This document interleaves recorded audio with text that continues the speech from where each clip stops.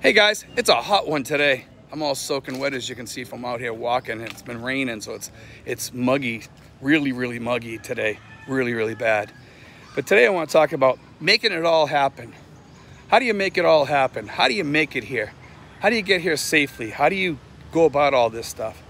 You know, I have a lot of people telling me I had to make up like a checklist. The problem is the checklist is different for each person. Could I make a basic checklist? Sure I could. But you know, there's too many changes and too many tweaks with each person because each person is different. I mean, some of the things that you need to do, we've gone back over this a couple of times, and I know we got a lot of new subscribers, so I do want to cover this a little bit. You know, a lot of the things that you need to write down is things that you know you're going to need to save for. Airplane tickets, your excess luggage. We talked about this, I think, about a month or two ago, a little bit about this. You need to cover all this stuff and have the money ready. And if some of you guys are still working, you need to make sure that everything's going to be gone by the time you come here, unless you're going to go back to the States and fly back and forth or something. So it's a big step. You need to have your banks ready. You need to have all that ready. Making it all happen is basically you pushing through all the obstacles that are going to be thrown in front of you to come here. You have to make decisions about, are you going to be on a tourist visa and leave every 36 months, or are you going to use the retirement visa and then work with that? Because the retirement visa for most people is the best choice because you don't ever have to leave, ever. Once you get the retirement visa, you're here for good. Never have to leave. I've been here 4 years, never left. And when you come here, what are you going to live off of? What kind of pensions? Are you going to be able to survive off your pensions? You have to make decisions. Are you going to work over here? Are you going to have a YouTube? Are you going to teach English? Are you going to maybe become a contractor over here? The pay is a lot different over here than it is back in the States. A YouTube channel is a good idea for some people. It works. You know, it works for me. Can it work for you? I think it can. I think it can for some people. But some people don't have that in them. Some people, it can be just a hobby, and it starts out as a hobby and it builds into something bigger. I think there's a certain niche people have to fill to be a YouTuber over here. And if you think you can fill a niche over here, it might be the thing for you to fill. Just pick a niche that you want to do. Some people might want to restore cars and show how they restored a car in the Philippines, or motorcycles or something. Things like that. You can have jobs over here. Making it all happen. You know, you have to make it happen. You have to push through these obstacles to survive over here, but you also want to have enough money over here to survive. Remember, I always say $1,500 and above, best place to be. If you're below that, can you make it over here? Yeah, you can, but you have to be safe. And you need your emergency fund to come over here. That has to be in place. You have to be ready. Another obstacle. The emergency fund could be the biggest obstacle for most people. But you know what? If you're in the $2,000 to $3,000 budget and you don't have a lot of savings, here's the thing. It gives you a way to save your emergency fund while you're over here. Is it safe doing it that way? No. But if you have insurance and it covers everything in the beginning, then that way you can, you know, you're kind of safer not having the emergency fund. But I don't recommend coming over here with no emergency fund. If you come over here with a smaller one and build on it, if you're getting a good pension, then that might be the way for you to do it. It could be the way it could work for you. For me, when I come over here, I was lucky. I had most of my stuff all in place when I got here. And I still put money into my emergency fund. I still try to help it grow more. And I also have like my stocks. My stocks do well. I'm in Tesla. And I invested in ARK also. I'm going to be starting to throw more money in ARK now that it's so low again. I think ARK is a great investment. It's a great place to be. Almost any one of the ARK ETFs is a good place to be. You need to also save over here. You need to invest. You need to have your emergency fund. You still want to live, and you want to have a hobby over here. All these things are part of that making it all happen over here.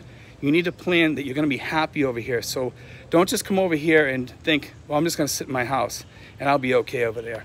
No, you're going to go stir crazy over here. You need to get out and exercise. You need to go out and get that blood flowing. Keep your weight down. Eat healthy. All that stuff comes into place. So be careful, guys. Be extra careful. When you're doing this plan, make sure you have a whiteboard. We've talked about this way back in the beginning. A lot of guys don't go back to my old videos. Go back to my old videos. There's a lot of little nuggets back there because it was fresher in my mind about what happened when I come over here. You know, that whiteboard meant everything to me. I would check it off every day. Okay, I'm getting rid of my car 1 month before I'm leaving, or 2 weeks before I'm leaving, or whatever. You know, you mark that on there, and then when you get to the time, you take care of that. You find a buyer for your car. You make sure that you call your insurance company. How much am I going to get back on such and such a date if I cancel my insurance on my car? You need to call up all the companies to take care of things. Get rid of, like I said, get rid of your car insurance. Any other things you need to get rid of to make sure that you stop Netflix in the United States, or if you're going to get rid of Netflix. Anything that you're paying for back there that you have subscriptions to, you may want to call them up and say, hey, listen, I'm moving, I'm getting out of here. I don't need this subscription anymore. These are things that all come into play. Tell your doctor you're leaving. Get a checkup before you leave. Get your dental done before you leave. That's important, your dental. Because when you get over here, you can probably cover most of your dental costs over here because it's so cheap. But a lot of people don't put dental in their plan. They don't put that as part of their budget over here. They forget about it, and dental is a major concern because some things can cost you a lot. Although over here, getting a filling done or something like that is fairly cheap. You know, just about everything over here is fairly cheap as far as dental. And that's the great part about dental over here. But if you're on the lower budgets, $1,500 budget per se or something like that, you know, then it might get a little tougher for your dental needs or whatever. But $1,500 is still pretty safe over here. Like I said in my other videos, you know, $1,500 is pretty safe, but the sweet spot, it even takes care of your dental because you have the money to save. Now, when you have the sweet spot, does that mean go out and blow all your money? No, it doesn't. It means put money aside and budget it aside for dental. Budget it aside for checkups. Budget it aside for all this stuff. Remember, a lot of people that come over here, they don't plan to the point that I planned, and I get that. But by planning that much further ahead and looking at all the needs and costs and things that can come up, and have a little, write it in a book and then put it into an account, say this much here is for this much here is for that, so that you have your emergency fund, you have like maybe a dental emergency fund, things like that. You can have all this stuff. You can plan it any way you want. It doesn't have to be my way. It can be your way too. Everybody has different ways of planning and budgeting, but don't ever under budget things. Always over budget a little bit. And that's where you'll be safe. Make it happen. Make it happen. And then someday you'll get on that plane too, and you'll be over here. You know, and also guys, to be more comfortable, I tell people, if you can, I come over on Coach. I was very unhappy in Coach. I did not like Coach at all. It sucks. You know, try to get in first class or business class or whatever. You pay a lot more, but you're gonna be a lot more comfortable on the ride over here. That ride is a long ride, and it sucks coming over here in the Coach class. It just does. It's not fun. I don't even think it's healthy for you to be sitting there because of blood clots, things like that, and most of us are older. Be more comfortable. Get something in business or first class. You'll feel much better when you get off the plane that you've had that. You'll feel fresher. You'll feel better. You'll eat better over there. And there's just more. You can sleep better too on the way over.